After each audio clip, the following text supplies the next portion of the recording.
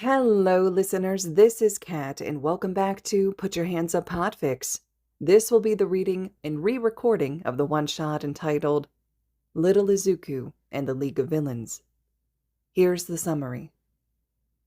In a world where Midoriya Izuku does only one thing differently at the mall, he ends up being hit with a quirk that leaves him in his 7-year-old body with no memories. What happens when Shigaraki Tomura finds that Midoriya Izuku at the mall?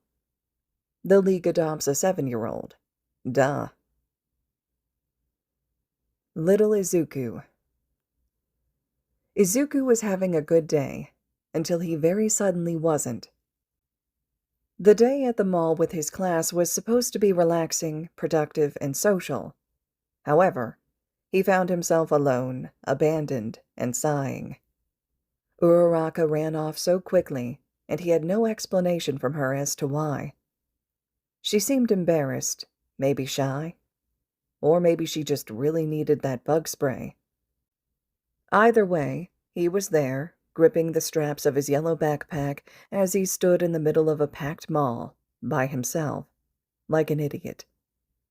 Izuku started walking, because standing there like a weirdo wouldn't really achieve anything.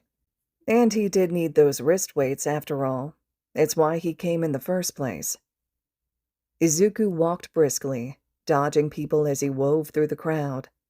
He had no idea where that store was. Unfortunately, that meant Izuku didn't see the child until it was too late. Stumbling as something collided with his legs, he immediately jumped back and scrambled to apologize. The child had bright pink hair and eyes, and the red-haired and red-eyed mother crouched down to examine her son, as she sent Izuku a glare. "I'm so sorry," Izuku said again, wringing his hands anxiously. "I was looking for this store to buy my weights. They've been getting too light lately. What I mean is, I totally didn't see him. That's not an excuse, and I'm super sorry." He cut himself off as his arm went numb, and he had to actually check to make sure it was still there. What? There was no warning. His arm just suddenly felt as though it didn't exist at all. "Mom, my quirk, I didn't mean to." The child showed his hands to his mom, only one having a glove on it. Izuku nearly jumped at how quickly the mother stood and turned to face Izuku, panicking. "I'm so sorry," she said, mimicking Izuku's earlier statement. "My son got you with his quirk. It's sort of complicated." Izuku couldn't feel his legs very well, and he felt wobbly, as if he'd collapse. "When he touches people, they mimic the age he is. He's nearly 8 right now." She winced. "It wears off. You'll be fine in about 2 or 3 or 4 days. But 5 is the max, I swear. Who can I call for you?" Izuku tried to make his tongue work, but his whole body was numb. He collapsed to his knees, and slowly his limbs started to tingle. It felt like pins and needles intensified by 100. And he gasped as it spread up his arms and around his neck, down his waist to cover every inch of him. A sharp pain rang through his head, and Izuku slumped, unconscious in front of the panicking mother-son duo. If they'd been a different mother and son, they would have stayed.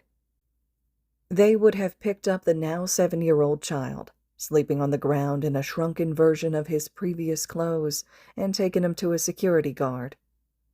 The unconsciousness only remained for up to 5 minutes after all.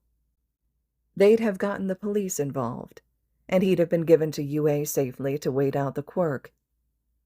This is not what happened. The son stared at the spot where the older boy had been, turning to his mom. "Mom, that's a hero student." She whipped around to him as he pointed at the curly green-haired child with his shaking, non-gloved hand. "He goes to UA, and he was on TV for the sports festival."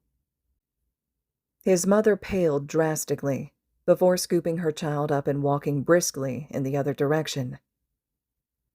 "It'll be fine, baby. The heroes will find him. and he won't remember us anyway. The mother knew her son's quirk was often called useless, but after using it on a heroic student, it'd be deemed villainous. She couldn't do that to her child. The green-haired kid would be fine. So many people were in the mall. Someone would get him help. They would. She tried to convince herself of that as she exited the mall and took her son home without looking back. When the boy woke up, he was confused. He was somewhere loud, and there were people everywhere. He looked around for anyone he recognized before realizing he didn't even know who he was looking for. Did he have a mom? A dad? He racked his brain, scrunching his nose and mumbling with a hand on his chin as he tried to remember. His name was Midoriya Izuku. He was quirkless, and he was 7 years old. He nodded to himself before pushing off the floor in search of an adult. He didn't know why, but he felt like adults were supposed to help.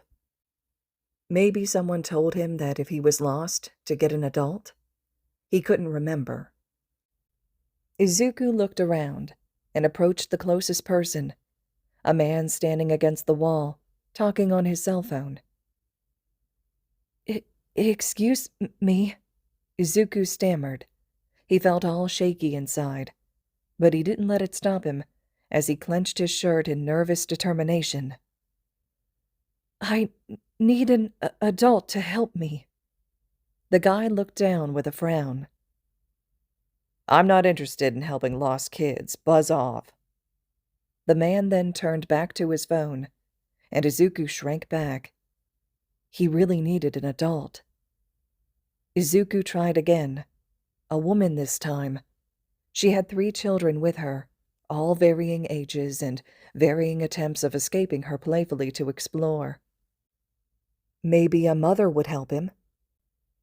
I need help, Izuku said as firmly as he could. The woman raised her head as she caught one of her children, giggling in her arms, and her eyes widened. Oh, you poor dear. Have you lost your parents? She seemed genuine, so Izuku melted in relief. I don't know. I can't remember, Izuku admitted. The woman looked confused. Kid, you're what, 7? Izuku nodded, since it was probably close enough. You should know who your parents are. She sounded exhausted, and Izuku frowned. I'm sorry, I can't remember, he repeated, more pleading. The woman wrangled in another of her escapely and very giggly children, and frowned at Izuku. Look, kid, I have my hands full right now. If this is some morality test or something, please go. A lost kid sucks, but I'm sure someone else will help you if you've actually developed sudden amnesia for real. She then turned back towards her own children, and Izuku patted away, eyes teary. Izuku didn't want to be told to go away again. It made him all sad inside. Like his stomach was in knots and bubbling like hot water. He clutched himself as he made for the exit. Maybe he could find a police officer? Izuku didn't get much farther as he began hyperventilating outside, leaning against the cold wall of the mall. Sliding downwards and pulling his knees to his chest, the green-haired child sobbed. Where was his mom? His dad? Did he even have one? Either of them. Was he abandoned? Why did he know his name but nothing else? He spiraled, panicking and sobbing as he hid his face in his knees. Nobody paid much attention to the soft sobbing of a small green-haired child outside the mall. Children threw tantrums, and surely a parent was nearby. Why should the civilians care? Someone else would help, surely. A hero would help. That's what they did. Right? Izuku cried and cried, listening to the footsteps pass him by, until one set stopped, and clothing rustled.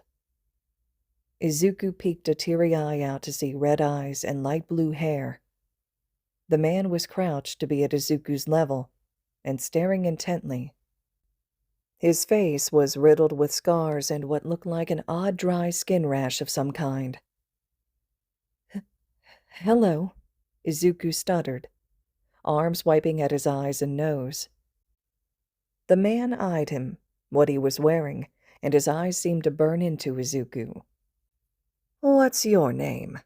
The man's voice was a firm rasp, as if he hadn't had any water in days. Izuku sniffed loudly. "Midoriya Izuku." The man didn't seem surprised, but his eyes burned with curiosity. And excitement? Maybe triumph? Izuku couldn't tell. Are you an adult?" "Yes," the man said carefully. Izuku tried for a wobbly, exhausted smile. Will you help me? Adults are supposed to help," he choked out. "But nobody wants to help me." The man's eyes narrowed before he nodded slowly. Yes, I will help you." The man grinned then, all wide teeth and thin lips, but Izuku was not afraid. Izuku reached his hands upwards, and the man looked extremely uncomfortable, but he stood and picked Izuku up. The man set Izuku on his hip, Izuku wrapping his arms lightly around the man's shoulder and neck. He held Izuku oddly, fingers gripping him tightly while others didn't even graze him. "Do you have a touch-based quirk?" Izuku mumbled, head falling into the man's shoulder.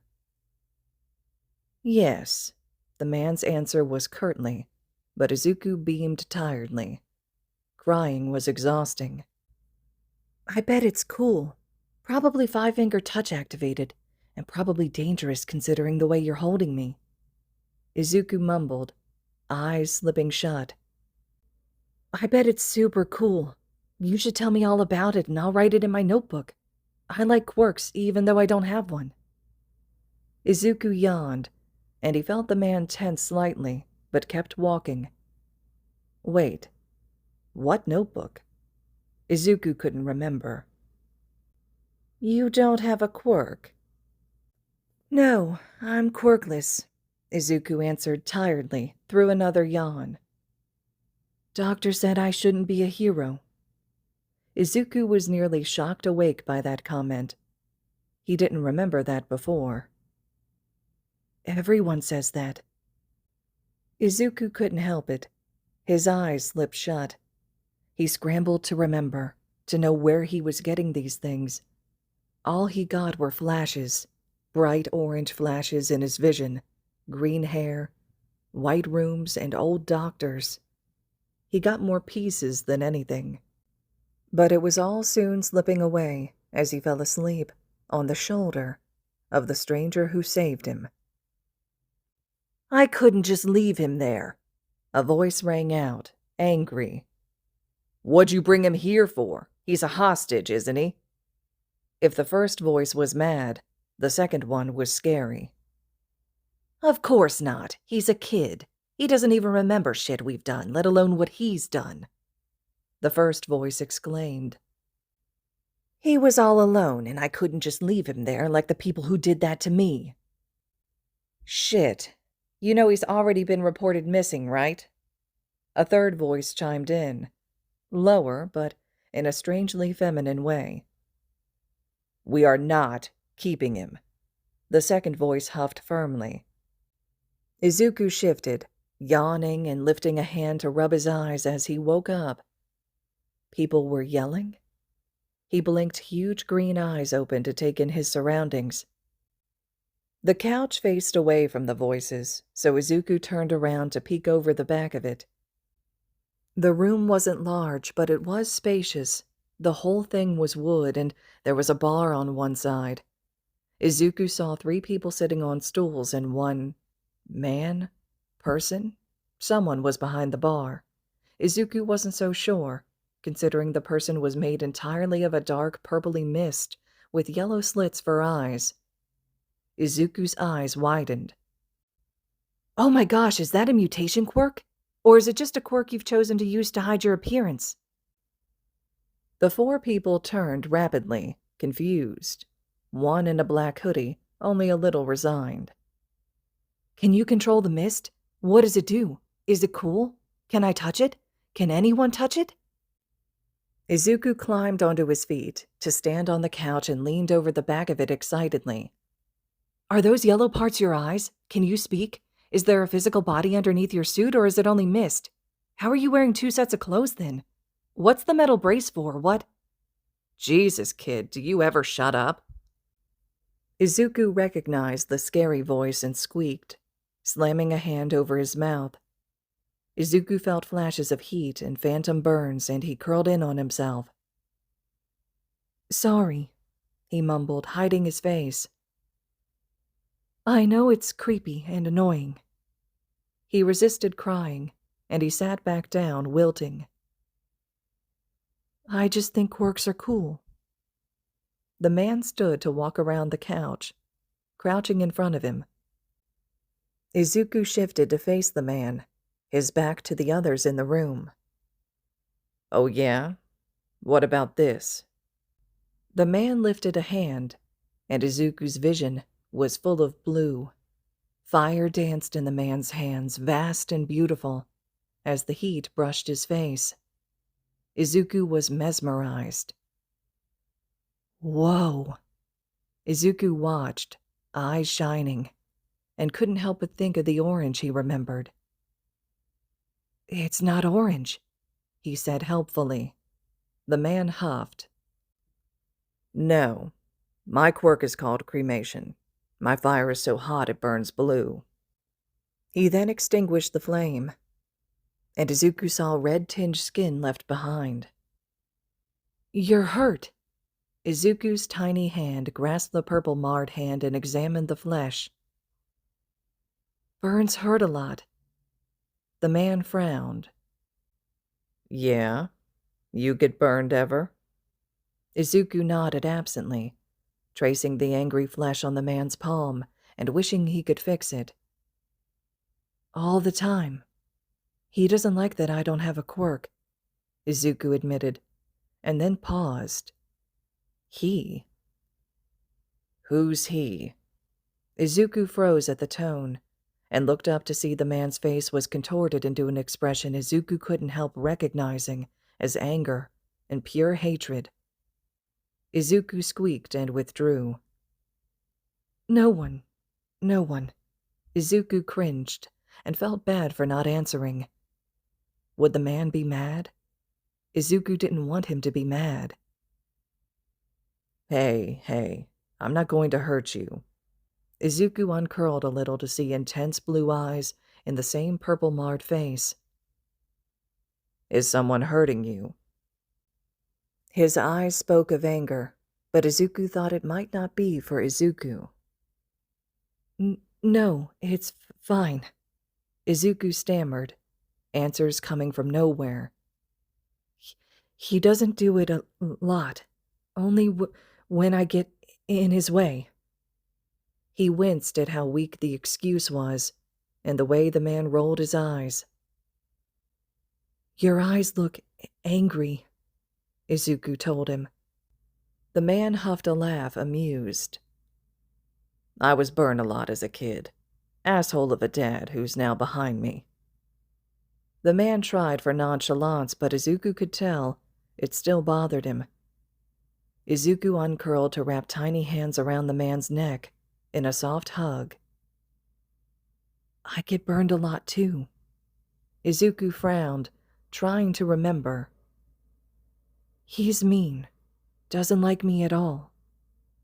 He then beamed as he pulled away, remembering something. I'm guessing it's some kind of an explosion quirk based in his hands, but I can't remember. He met the man's eyes and he saw recognition there, oddly enough. Explosions in his hands. The man looked over Izuku's shoulder, at the 3 other people Izuku had completely forgotten about. Izuku turned and waved shyly.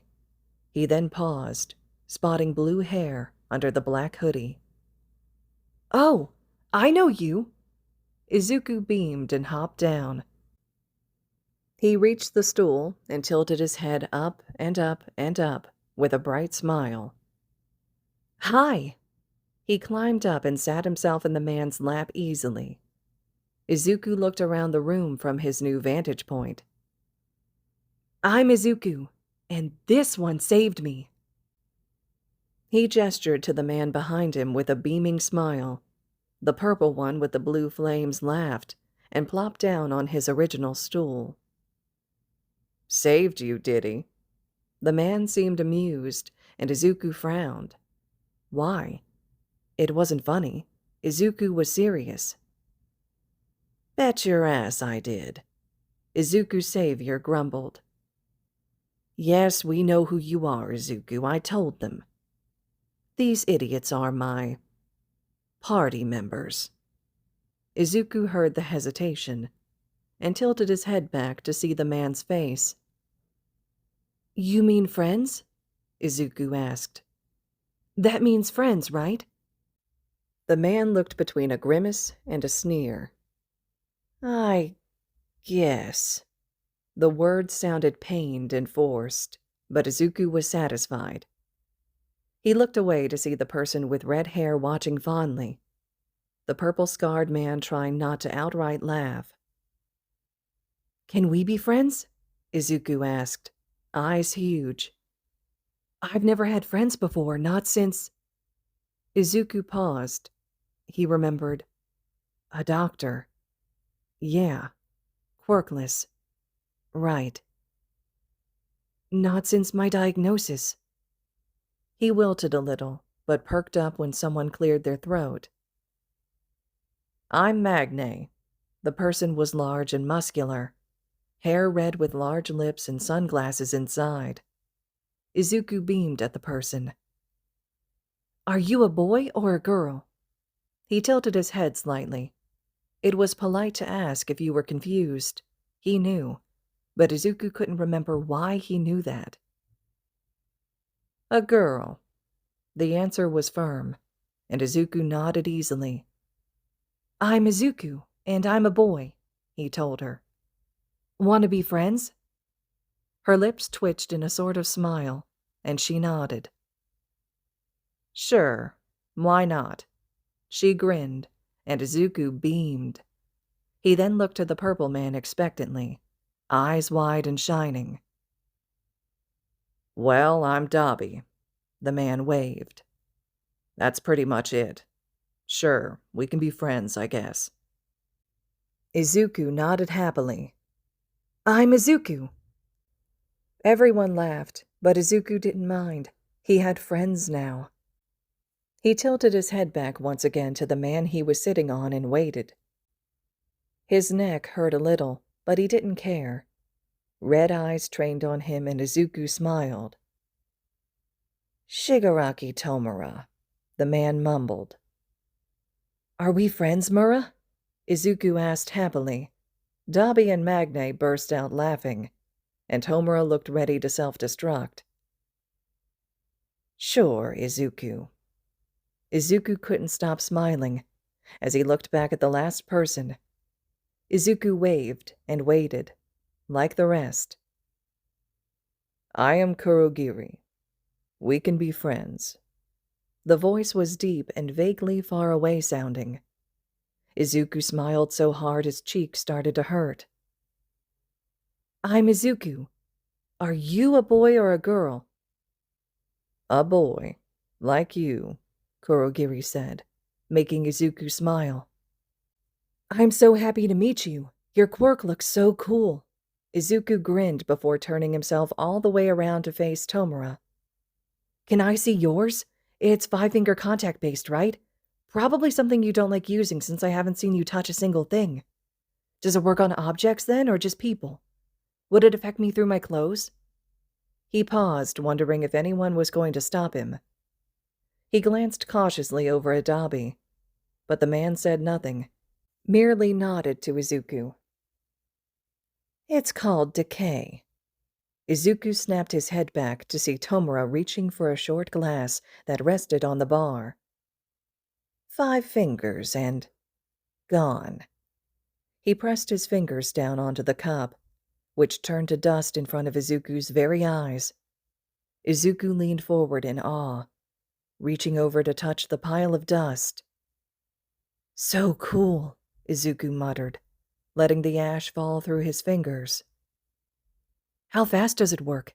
Can it travel through the ground? Could it take down whole buildings? Could it level a city if it had enough time? He placed a hand on his chin as he mumbled. What does it do to a person? Does it go so fast there isn't any blood? Or does it take minutes as the person slowly loses themselves in agony? Can it be controlled? Gloves would work if they only covered a few fingers. Maybe cut the tips off of the fingers of the gloves? Did they make gloves that cover only a few fingers? With a surge and 5-finger contact quirks, it would be silly if they didn't. I believe they do make those. Izuku looked up to see everyone staring, Kurogiri having spoken. Izuku flushed. Sorry. He shrank a little. I didn't mean to ramble. No worries, kid. That was some super interesting stuff there. Dabi leaned forward on his elbows. What was that about taking out cities? Well, if Mura, a choke, hides in a place no one will find him, he could theoretically touch the ground and just keep decaying things. If there's no limit to how long he can use it, he could just sit there with a hand in the ground until the city is gone, Izuku explained, pantomiming with his hands as he went. A building would be much easier. Just stand at the base and touch the ground. Once the floor and supports are gone, boom, crash. He continued pantomiming, grinning as he mimicked a building collapsing. Did you just come up with mass destruction after seeing a quirk once? Magne seemed stunned, and Izuku frowned. Yeah, but that's not very nice. Mura could easily be a hero too. He leaned back into Tomura's stomach thoughtfully. Like the Hero 13, Quirk Black Hole. It could also be used for mass destruction. Again, stand in front of a building and just wait. Alternatively, decay could be used to take out rubble to free people. It would make searching areas covered in debris much faster. He'd have to go slowly, making sure he doesn't get any survivors, but it's very possible. Any quirk is a good quirk for heroics or villainy. Magne and Dabi were both looking at him intently, as if they couldn't solve a puzzle. What about mine? Dabi asked finally. Mine burns me. It's too hot for my skin. Izuku frowned thoughtfully. Do you have normal skin, or is it modified in any way? Most quirks are built to fit your body. Izuku frowned harder as Dabi's face hardened. I have the skin of an ice quirk user. Izuku thought it over, carefully. Most common ways to get that are to have one fire elemental and one ice elemental user. That sucks. Not a good combo. Izuku scrunched his nose in concentration. Can you control how hot the fire is? I guess. It was weaker when I was younger, and it got hotter as I trained. Izuku didn't like the look on his face and moved on. Why not make the fire cold? The adults blinked. Fire can be cold. It's called cool flame. Makes almost no heat, and usually it's a chemical reaction. If your body isn't meant for heat, why force it? You could try making it as cold as you can. Maybe see if the quirk can push past what science can. Oh! Maybe you'll end up with some kind of ice fire, which would make sense if you've been using the wrong end of the spectrum. Izuku saw cold anger, but also burning determination in Dabi. We're keeping him. I'll be back for dinner. Then the man stormed off, pushing open a door and disappearing. Did I say something wrong? The adults in the room took one look at Izuku's eyes and couldn't help but agree with Dabi. No, you said something very right. Mura's voice rumbled through Izuku since he was leaning on the man's stomach. Idiot's just gone off to train his quirk. Izuku beamed. I helped then? He resisted bouncing. Magne grinned at him. Yeah, kid, good work. Want to hear about my quirk? She moved to Dabi's stool, which was closer, and leaned forward with an elbow on her knee. Of course I do. Izuku's eyes sparkled as he leaned forward too. Well, it's called magnetism. Izuku listened with rapt attention. I can use my quirk on both women and men, but they polarize in opposite directions. I can grab multiple people at once, but opposite charges attract towards one another, while two of the same charge repel each other. Can you pull them towards yourself? Izuku asked, for clarification. I use my giant magnet for that. She grinned. A support item? Izuku asked, interest piqued. That's so cool. What does it do? You said it's a magnet? Was it made specifically for your quirk? Is it big? Can I see it? Does it pull every charge to you or just one type? He realized he was squirming with excitement when 3 fingers touched his shoulder and he stilled. He sent Tomura an apologetic smile. It's huge and I carry it on my shoulder, Magne answered. It's mostly a weapon, but yeah, it's a support item, I guess. I can pull girls towards it only, and my quirk doesn't work on myself. Izuku nodded, fingers itching for a notebook at her answers. He then froze, wondering where that thought came from. He'd had it once before in the mall. Izuku? He tilted his head back to look at Tomura, who was watching him intently. You good? I remembered something, that's all. Izuku smiled. I want a notebook. You did mention you wanted one at the mall. Tomura nodded. You have a notebook? Magne asked. Izuku turned to her and frowned.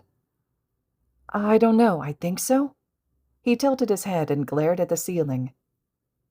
I can't remember. I have little flashes of things, and sometimes words come out of my mouth before I actually know where they came from. What sorts of things do you mean?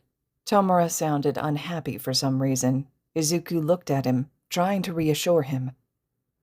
I'm okay, Mura. See? Izuku grinned for him. I just get colors and things. Before, Dabi asked if I got burned. I didn't remember the boy with the explosion quirk at all. But then it just came out of my mouth like I knew it all along. He beamed at Tomura, who looked deep in thought. If I started asking you things, do you think it would help you remember? Maybe. We can try. Izuku beamed. They were testing something. Okay. What do you know about UA? Tomura asked. Izuku giggled. It's my dream school. I want to be a hero, even though everyone says I can't. His smile fell, and he shook it off. But All Might went there. He's gone now, but the principal's name is Nezu, and he has an intelligence quirk. All the teachers are pro-heroes, too. He beamed at Tomura, who just nodded. Izuku? He turned to Magne attentively. Can you tell me about your quirk? Izuku frowned. I don't have one. The doctor says I never will. My friend says I'll never be a hero, and so does Mom. He then froze. He had a mom? Tell me about your friend. Izuku tried to focus. He has the explosion quirk. He's my age, and he's going to be a hero. He's mean, though. He calls me a name, and he says I'll never be a hero. He saw sparks in his vision, and angry, loud voices in his head. If he covered his ears, would they go away? Izuku tried it, but they didn't go away, no matter how hard he pressed. Izuku? Fingers brushed his forehead, and Izuku slowly let go of his ears and opened his eyes. When had he closed them? Yeah, Mura? He said, blinking as the loud voice faded. Did you remember something? Izuku nodded, frowning. He yells a lot. He's loud. Loud as his hands. Izuku scrambled to remember harder. He says my name when it's written looks different. It looks like something else. He couldn't remember and made a noise of frustration. Was the name Deku? Izuku blinked and then beamed at Tomura. Yeah, it was. His smile then slipped. That's mean, though. Tomura poked his forehead again. We won't call you that anyway, his gravelly voice said. Izuku nodded in thanks, believing him. Suddenly, the door slammed open, smacking into the wall, and he jumped, leaning back into Tomura in surprise. Shigaraki, we're back! A girl came bouncing in, a uniform-like outfit swishing as she came in, twin messy buns bouncing on her head. Can't keep us away, she sang and then froze. Her eyes were yellow and sharp-looking, but they widened as she took in Izuku and his position on Tomura's lap. Don't tell me that's a new recruit. A man followed the girl in, and he looked like a lizard. His purple hair flowed behind him, green scales covering the rest of him. Izuku leaned forward, ignoring the girl's squeal. Is that a mutant quirk? You look so cool, like a lizard. Can you stick to walls? Is your tongue super long? What can you do? Do you have lizardy instincts? His eyes sparkled as he rambled, the man seemingly stunned in place. Can you do anything else, or is it just the mutation? Are you fast? Can you use those swords? Why are we blocking the door?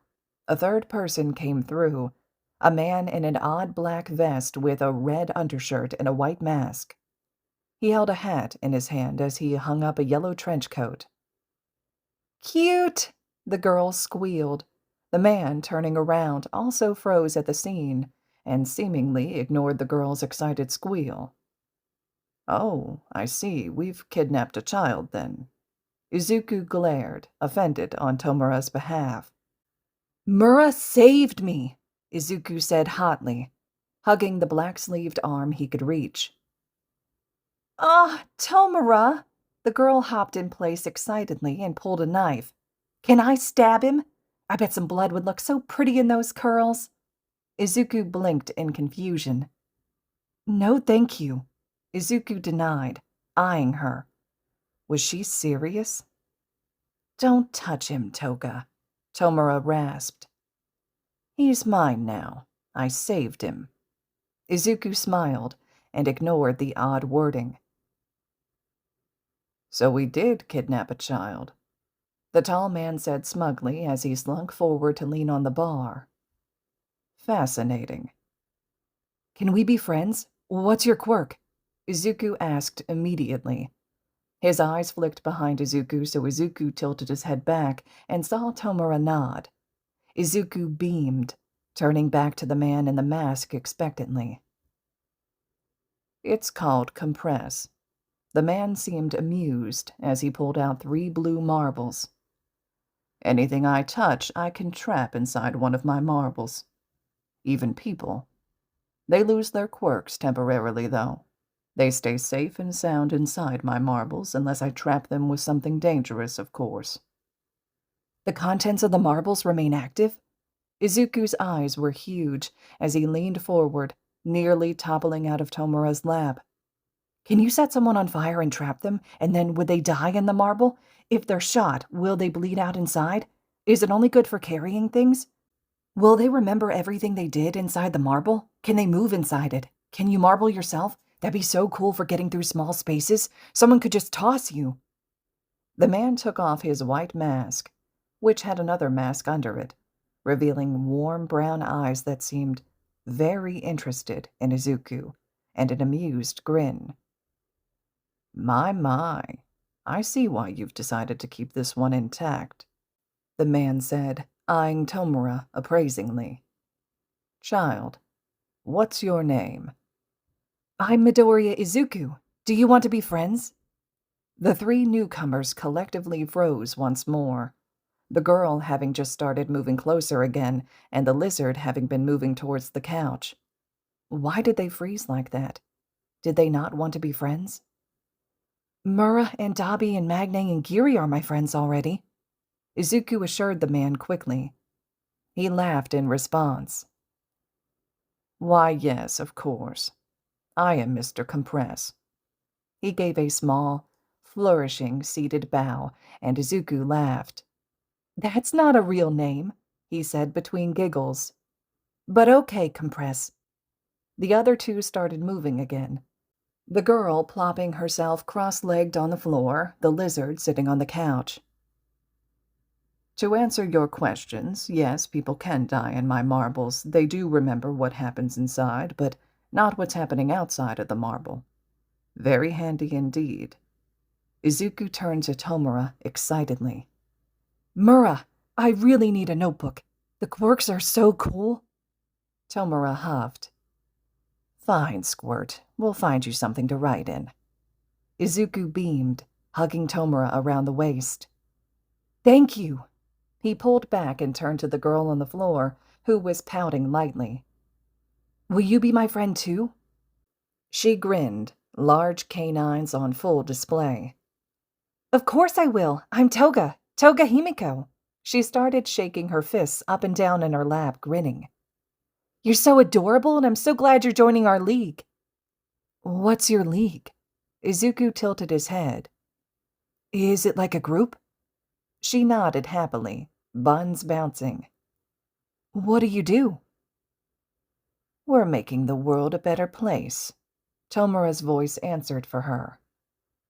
We're taking out society's trash.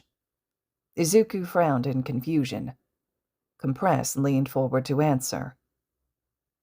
We want to create a better society for everyone to live more freely, Compress said evenly. Don't heroes do that? Izuku asked, genuinely curious. Tomura behind him huffed slightly, and Izuku was lifted up to sit on the counter, so he no longer had his back to the man. Mura? Have you noticed that people yell at heroes who lose their fights or don't save enough people? Tomura narrowed his eyes at Izuku, who scrunched his nose and thought about it. Sometimes they get mad at them when they don't save everyone, especially from villains, Izuku decided. Because heroes are supposed to protect us? Izuku looked up, hoping he was right. But why should they be criticized? Do they need to be perfect? Izuku shook his head. Everyone makes mistakes, Izuku said seriously. It's part of being human. Tomura grinned at him, and Izuku smiled in relief. He got it right. That's exactly right, Izuku, Tomura praised. Heroes should be allowed to make mistakes, no, but society says they can't. They need to protect us and be perfect. That's not right, don't you think? But that can't be fixed, Mura. Heroes are everywhere, and besides, the people would be the problem, Izuku pointed out. Heroes are at fault too. Izuku leaned to the side, past Tomura, to see the lizard mutant turned around on the couch. When heroes start getting paid to save people, they're not heroes anymore. That is Stain's teaching. Who's Stain? Izuku blinked at the man. Also, who are you? Want to be friends? I am Spinner, the one who will spin Stain's dream into a reality. The man grinned. You are a true hero, one to be spared. I'm not a hero. Izuku frowned. Not yet. I want to be, though. Spinner didn't say anything as he simply turned around again. Izuku, Tomura called his attention. Would you save people even if you didn't get paid? Of course I would, Izuku said fiercely. Everyone deserves to be saved. Everyone? Izuku nodded at Tomura's raised eyebrow. Even people who are poor. People who are homeless. Yes, he said, determined. What about bad people, the people who've been to jail? Are they worth saving? Everyone. Izuku repeated firmly. Even villains? Tomura's eyes were serious, and Izuku paused to think. Are they trying to hurt me? He asked, tilting his head. If someone attacked me without warning, as a hero, I would fight back. Okay. Tomura looked deep in thought. What if they're a villain, and you know they're a villain, but they promise not to hurt you? Would you talk to them? Probably. Are they threatening other people? I'd want to protect civilians. Tomura nodded easily. Their goal isn't to hurt civilians. They're innocent, bred by the mindset of heroes in society. Tomura grinned. So, you would listen then? Would you save them, even if they were trying to kill you? Everyone deserves saving, Izuku said firmly. Even villains are people. They hurt people and heroes hurt them a lot back, but I think they could be saved. Villains usually don't live happy lives. Do you think you could ever agree with a villain? Izuku glanced over at Compress. Of course I could. Izuku laughed. Lots of villains have the same stuff as me. Some of them even like All Might like I do. The girl, Toga, giggled a little crazily. I like red. Red is so pretty, like blood. She giggled madly, and Izuku smiled at her. I like red too. He kicked out his shoes, careful to avoid kicking Tomura, and pointed at the blocky red sneakers happily. See? Izuku gave her one last smile before turning back to Compress. Why do you ask?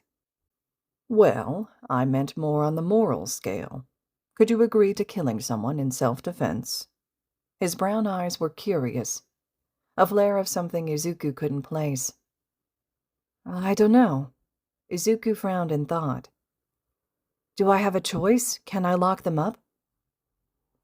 No, it's either kill them before they kill you or let them try to kill you first. Izuku didn't like this question. Heroes kill villains all the time. Tomura's raspy voice cut in softly. Sometimes accidentally, sometimes purposefully. With a quirk like All Might's, one punch a little too powerful and poof. No more bad guy. Izuku frowned. His muscles hurt a little from frowning and smiling so much. I would do what I needed to do to be alive. I need to be alive to save people. Right? Tomura looked pleased at his answer. Exactly. He then grinned.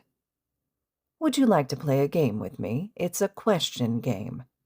Izuku beamed at him. Sure. How do we play? He resisted bouncing on the bar top on which he sat.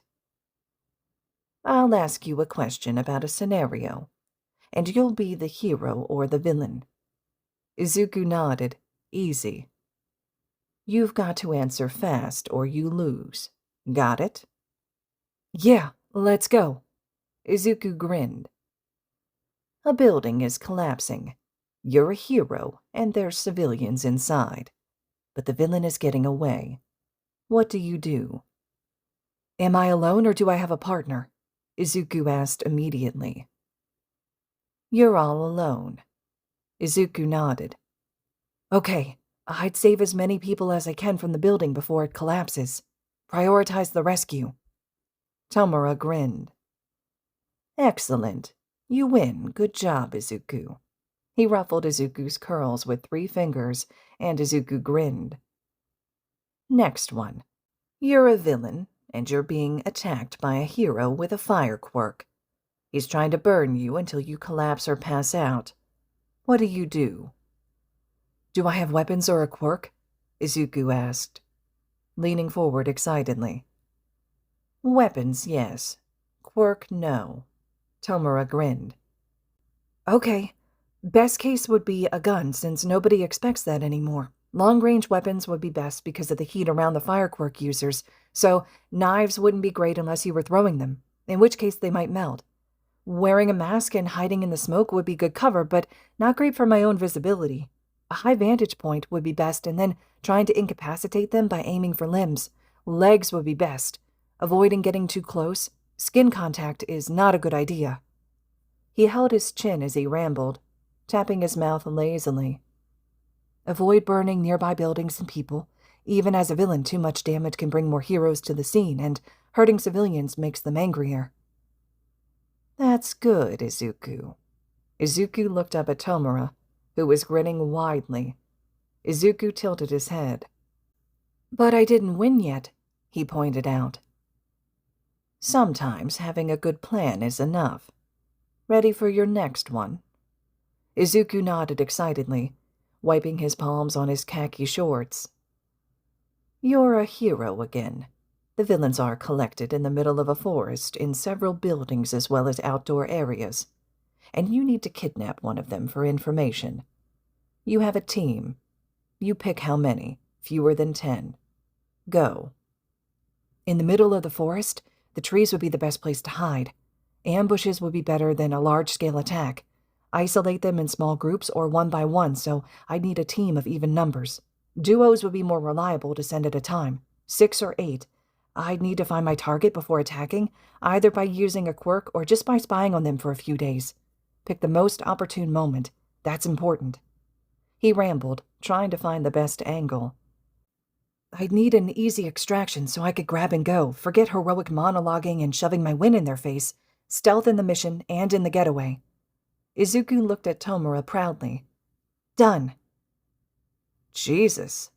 Izuku turned his head toward Spinner, who was once again backwards on the couch and facing the group. "You're wicked smart, Midoriya." Izuku's face went pink. "I just like analyzing quirks," he said, ducking his head shyly. "I like watching hero battles and trying to find ways to win before the hero does." "How old are you, Izuku?" Izuku turned back to Tomura. 7 or 8, he answered, frowning lightly again. "I can't remember. Maybe nearly 8? That's between them." He shook his head apologetically. "Sorry, Mura."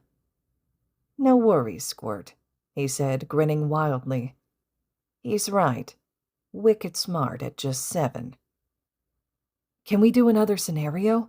The next should be a villain one. It's a pattern." Izuku grinned happily at Tomura. "Okay, one more." He huffed. "You're a villain, and you want to reform society. Wipe the board clean and start over to create the world of your own choosing. How would you do that?" Izuku blinked at just how broad the question was. Reform society. "I'd need to take out the leaders. Probably the Hero Commission, the heads of each hero school, and anywhere else that might try to take over my new society." Izuku tapped his chin thoughtfully. What next? "Heroes would be a problem. They'd never listen. Even if what I wanted was a good thing, like equality, they'd probably—" He took a deep breath and tried to focus. He was a villain in this scenario. "They'd have to go. The higher they are on the charts, the more carefully I'd need to do it. Finding and killing them at home would be best, especially when they're outside of their hero costumes." No government, no heroes. What next? "I'd need to set up some sort of my own government, either with myself as a leader or as an advisor to the leader of my choice. I need lots of allies for this, of course, skilled ones to take out the heroes." He added thoughtfully, "My new government would need to pass my new beliefs on to the people. I'm a villain, so they might not trust it at first, although if I'm going for equality, lots of the oppressed would adjust well and even support me and mine. I'd need a way to enforce these laws, such as police officers or a new kind of hero. Personally, I'd also have mandatory checks of institutions such as schools and hospitals to make sure they're following my rules especially." He looked up happily. "Done." "Very good, Izuku," Tomura said again, grinning madly with his teeth exposed. "What would your goals be, theoretically? You said equality?" Magne asked, and Izuku turned to her. "I'm quirkless, and I'm treated pretty badly for it." He curled in on himself a little as he spoke. "I try to protect the people who are similar to me, people who are bullied for having weak quirks, but I'm too small. Not enough of a hero yet." He frowned. In a better world, that wouldn't happen. It wouldn't matter what your quirk is or what you look like. Everyone has a chance to fail. Everyone has the opportunity to succeed. Everyone deserves to be saved. Izuku smiled. People try, and All Might is so inspiring, but even he can't make the world better like that. Would you? Tomura asked. Izuku tilted his head in confusion. Would you be willing to create that world, that better place? He clarified. If people did try and were called villains, as you said, would you help them even though you'd be called a villain yourself? Izuku didn't answer, processing and thinking. What would he do? Would the public calling you a villain be enough to dissuade you from helping better society? Magne asked quietly. Is the title and glory all that being a hero is worth? Spinner put in. People will hate you if you support them. People will hate you if they succeed and you're against them. Toga muttered a little dreamily. What is a hero? What is justice? Tomura asked, voice soft. Izuku looked between every person in the room, surprised by their questions and not having an answer. I don't know, he answered honestly. Maybe I'll know when I'm older, Izuku said softly. Tomura seemed understanding, not surprised. It's a very hard scenario. For now, I'll say nobody won. But if you ever have an answer, let me know. Izuku's green eyes clashed with intense red ones, and he beamed at the man. I can do that, Izuku enthused. The door then slammed open, again making Izuku flinch toward Tomura. This time it was Dabi, and he was grinning. His smile was wild and free, wider than Izuku thought possible, with crazed, glowing blue eyes. He didn't seem to care that his arms were steaming a little, which was concerning to Izuku. However, he didn't get to voice this because Dabi's breathless and giddy voice rang throughout the room. Hey guys, what did I miss? Dabi panted, massaging his shoulder with an eyebrow twitch. Izuku watched, frowning. Are you okay? Dabi seemed to pause before grinning and nodding. Yeah, Squirt, though I have a surprise for you. Want to see? Izuku nodded rapidly, eyes wide. Dabi came closer to the bar and took the seat next to Tomura. Dabi held out a hand, mimicking when he'd previously shown off his quirk, and lit his palm. Instead of a vibrant blue, the flames were a mass of darkness. It swayed and cracked like fire, shifting from Izuku's awed breaths. Cold flame. Izuku reached out, not touching it, and he felt misty coldness seeping into his hands. He laughed, delighted. It's beautiful, like ice fire. He smiled at Dabi, who made a distantly sad expression before grinning at Izuku. Yeah, your advice was great. As a kid, I was trained to use the highest temperature of flame I could. I had never considered going to lower temperatures. Izuku beamed. So I helped? Really? Izuku's eyes tracked Dabi's hand as the man extinguished the flame to reveal an uninjured palm. Redness from previous burns lingered, but no new rawness or even blisters had formed. Amazing, he breathed. All thanks to you, Squirt. Dabi stood, grinning, and patted Izuku's fluffy hair firmly. Izuku blinked at the 3 pats, but laughed. Genius, that one. A real hero. Spinner complimented. Izuku went to respond, but looked down the hall at footsteps from a man Izuku didn't recognize. He wore a full-body suit, including a mask, in black and white. The suit was tight and showed off his muscles, and Izuku tilted his head in curiosity. Hello, want to be friends? He asked, leaning forward. Izuku thought he heard Dabi mutter, always asks that first, but ignored it. Sure, a cheery voice answered. No way, you're too young to be here, a second, more angry voice said. Izuku frowned. So, are we friends? Of course we are. Absolutely no way, the man answered, voices switching out. Twice here had an accident a while back. Tomura answered Izuku's unspoken question. It didn't go over well, and he's been like this ever since. Why are you wearing a costume? Izuku said, knowing not to ask about whatever the accident was. It keeps my head from splitting. None of your business. It's not perfect, but it helps. No, it doesn't. Izuku nodded, adjusting. People reject me because of it. Disgusting, discriminatory bastard heroes. That's why I'm here with the League. I can be happy here, and they accept me. Oh, that makes sense. Izuku hopped down and headed for the man, standing in front of him and tilting his head all the way back. Izuku then reached his hands upward expectantly. Twice. He wants you to pick him up, Tomura said when the man didn't move. The man, twice, slowly bent and scooped Izuku up to seat him on his hip. You're small. How old are you? Like I care. Izuku hummed. I'm close to 8. I've always been small, though. Izuku reached out his hands on a mission and placed them on Twice's head. You're perfect the way you are, and everybody deserves to be saved. Dabi made a noise behind him, but Izuku ignored him again. Did Tomura save you too?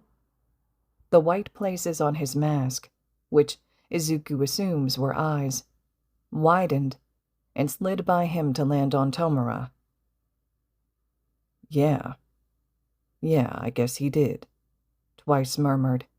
Izuku beamed at him, moving his hands from the man's head to wrap around his neck and shoulders. He saved me too, Izuku said. I think he saved all the people here. Maybe not in the same way like you and me, but I think he did. Izuku leaned in and whispered in Twice's ear. He's my hero. Twice laughed loudly, leaning forward as he did, nearly dropping Izuku, who giggled. That's hilarious. No, it's not. The man chuckled. Gasping for breath, Izuku grinned playfully and wiggled to be put down. Feet on the ground and Twice wiping imaginary tears out of his eyes, Izuku climbed onto a bar seat and smiled. So, you'll be my friend then? Izuku asked again, more sure Twice would say yes. Of course, kid. As if. Izuku clapped happily. Great, you're Twice, right? I'm Izuku. What's your quirk? Can I see it? Is it powerful? Is it cool like Dabi's and Tomura's and Magne's? Like compress? Izuku's eyes sparkled as Twice took a seat. He faintly noticed Compress and Spinner watching from the couch. My quirk is called duplicate, and it makes it so that I can make doubles of anything. Objects or people, doesn't matter. I need their measurements. It's useless if I don't have those. If it's a person, I have no control over them, and I can only make 2 at a time. I can also duplicate myself. No, I can't. I won't. Izuku laughed. That's so cool. Are the clones exact? Can they use the original's quirk? Can they die just like real people? Could Compress put them in a marble and keep them for use for copies for you for an emergency? Izuku leaned forward, fascinated. Twice tapped his chin, motion exaggerated. The clones aren't as durable as the originals. They melt into sludge after they take too many hits. They fall apart. It's gross. Twice changed expressions between voices, and Izuku giggled. If Tomura decayed a clone, would it turn to ash or sludge? Izuku tilted his head clinically. Twice hopped to his feet and pointed at Tomura excitedly. Shigaraki, we're testing this. No, we're not. It's pointless. Tomura sighed, and Izuku turned huge, pleading eyes to the man. Oh, please, Mura. Izuku bounced in place. I'd get to see your quirk in action. Tomura sighed again, this time in defeat. Fine. Whose clone? He grumbled. Izuku clapped happily. Mine! Mine! Izuku volunteered. Tomura scowled. No, someone else. Izuku frowned sadly, but nodded. I can do Dabi. We have his measurements for the mission. Shh! We have no mission, idiot, and no measurements. Izuku tilted his head at Twice's dramatic shushing before turning to Dabi. Is that okay with you? Izuku asked Dabi, eyes wide and face serious. Sure, I guess. Better get used to my clones dying anyway. Dabi shrugged with a grin. Oh, yes, I've been wanting to decay your face since I laid eyes on your ugly face. Tomura jumped to his feet in excitement, grinning at Dabi. Izuku's small face scowled in disapproval. We don't call our friends ugly, Tomura. He crossed his arms, and Tomura blinked at the lack of the usual nickname. He then huffed and sat back down, slumping. Fine, whatever. Dabi choked at Tomura's agreeable response, and Izuku grinned. Yay! Twice! Twice! Izuku hopped in place in excitement. We're going to be killing Dabi! Let's do it! Toga exclaimed as she pumped her fists with a grin. Twice! Izuku beamed at him expectantly. The man held his hands out, and goop fell onto the floor, plopping down in a pile. Izuku gasped as Twice held his hands still, and the sludge slowly morphed into a perfect copy of Dabi. Whoa, that's so cool! Izuku ran forward and took fake Dabi's hand, examining it. It's so perfect! Fake Dabi laughed. Oi, Scarface, get over here, Shigaraki called. Fake Dabi sighed and meandered over. I hope decay isn't as painful as it sounds, Fake Dabi muttered. Tomura pressed a hand into the clone's chest, and Izuku's eyes widened. Fake Dabi's chest turned gray, the color of ash spreading, and then suddenly, he collapsed into a pile of goo. Izuku clapped in delight. Duplicate wins! I wonder if it's because Mura's quirk can't kick in fast enough before the clone takes too much damage? If he decays only limbs first, would it get a different result? Can clones lose limbs without melting if they get medical attention?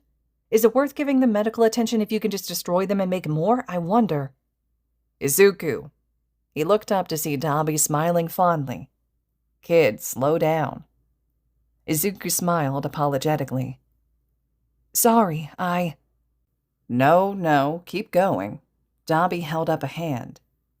It's just that if you want to try all your ideas, you'll need to slow down. Izuku blinked, and then beamed. Okay. All right, listeners. This concludes part 1 to the one-shot entitled Little Izuku in the League of Villains. Again, I really love this one-shot. I think it's fantastic. It's over 25,000 words, so it's a monster of a read for a one-shot, and I love that about it because it's so descriptive and so detailed. But that means I have to do it in a couple parts, just like I did before. And I love this one so much, but I did it so early on when I started this channel that I felt it was really due for an update, because in the time since I had done this one originally, it's been a while, and I feel like my process has changed. And so, like some of the other fics on this channel, I've started doing some re-recordings, and this was the next one that I really wanted to tackle and do a project with. So I was really excited to start this one. It's lengthy, right? Over 25,000 words, as I had mentioned. So because of that, it's probably going to be a couple parts, but it's so exciting diving back into this one. I could spend so much time just talking about it because there's so many details to it, so many layers here. One of my favorite parts about the entirety of this one shot happened when Tomura is asking Izuku those question scenarios, and Izuku's flying through them, right? How he's forming relationships and connections and friendships with each of the League of Villains, and he's forced into a position because of this de-aging to see them in a different light, where now suddenly, because of these circumstances, walls are knocked down. Tomura is being viewed as a savior for Izuku, someone who helped him, and Izuku is shining through to each of the villains from the League of Villains because of his perspectives, and because now they're understanding that, okay, well, Izuku grew up quirkless, and he's experienced his own forms of discrimination and harsh treatment from society, yet still wants to be a hero anyway. So a lot of really great layers to it, right? Amazing one shot, one I just absolutely love. So I want to know what you're thinking. If it's your first time getting exposure to this fic and you're listening for the first time or reading for the first time, let me know your thoughts. If you've heard it before, read it before, let me know what you're thinking of the Podfic version. If you listened to the previous one I did, if you noticed some changes or just what you think overall. But otherwise, I really appreciate you all listening. Part 2 will be up next. And as always, thank you all so much for listening.